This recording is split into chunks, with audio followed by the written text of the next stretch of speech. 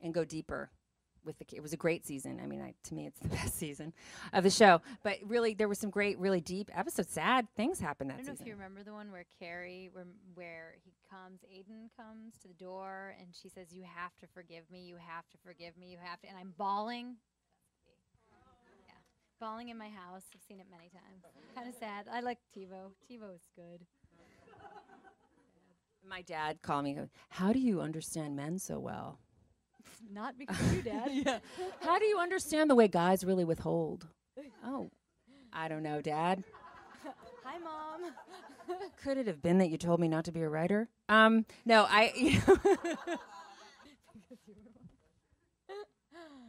Yes, question. Woo! Mic for the gentleman in the front. Have you, in your career and all the years you've written, struggled with a longing to have the ideal writing partner or some way to collaborate and going back to square one and realizing you got to sit down and just do it yourself? Is that a problem? Yeah, well, I'm not talking about writer's block. I'm just talking about struggling with the loneliness, I wouldn't. the I don't want to tears, the confess. crying, no, let's not get into the hair no, pulling. Don't make me cry.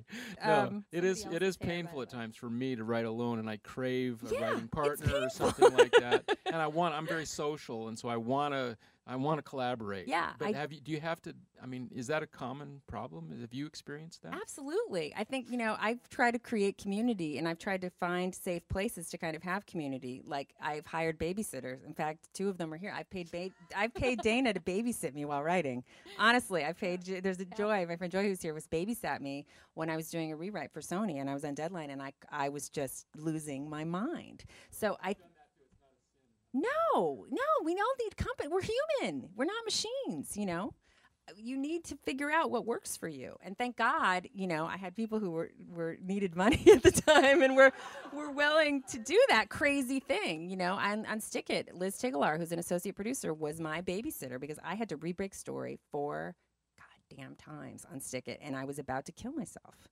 So, it's become, for me, at a certain point, at a certain point, if I'm not cracking it, I really need help. And there are times, and Dana can tell you that, and there are times when I don't need help, and I just slam through it, and it's fine. But yeah, I need feedback. Yeah, and I pay for it, as I said before. It sounds so dirty, but you got to do what you got to do. Hi, Jessica. I was wondering if you could talk a little bit about writing strong female characters and how you go about writing females from the inside out in a way that is going to be appealing to a lot of people. I just think sometimes the female-driven script is looked at as not as marketable or not as According to Entertainment Weekly, too, right? Yeah, I happen to love those types of movies. That's what I write. So, and I know I have my struggles. So I was just wondering if you could talk about that. So what specifically about the strong? Are you talking about the likability factor the studios always talk about? No, I'm talking about maybe this goes back to polarity in the shadow. I just it's hard for me to write a woman really dark or to write her really bad. And I think I get the feedback even. So maybe it's a likability factor. I guess I don't think of it as likable. It is. Is that what it is? Studios and people, we are programmed socially and sociologically. Women want to be likable. Women want to be liked. The disease to please. And studios feel the same way. They shot extra footage of Cameron Diaz falling down in Charlie's Angels 2 because they were worried she was too cute and strong. I mean, it's retarded.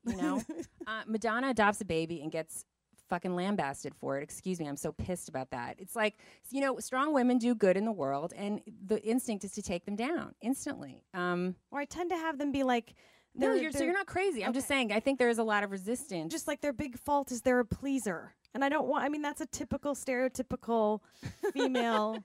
So I'm just looking for every script ever.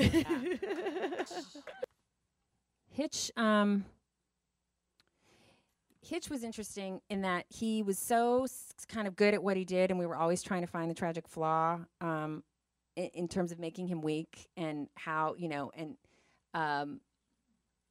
that was really tricky. I mean, that's a male character, but it's just tricky. It is tricky regardless of the sex. That's what's so frustrating about this. It doesn't matter. It's just tricky to write a good character. It doesn't matter whether it's male or female. Unfortunately, there's some programming that's resistant to strong female characters that you're not crazy. You are encountering it. And I think you just want to find the dynamic. With finding the vulnerability in Hitch, here's an example. I had a really dumb idea that I thought was a brilliant, I'm going to tell the story. Joy can't believe it. Joy, who is my babysitter on Hitch, I thought, well, what if I can't believe I'm outing myself. This is one of my worst ideas. Take me back after I tell you. It's really bad.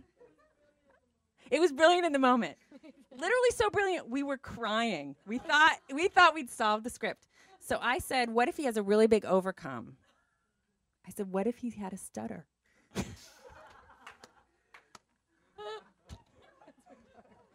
So retarded. It's just such a bad thing, but I was tired and I was under pressure.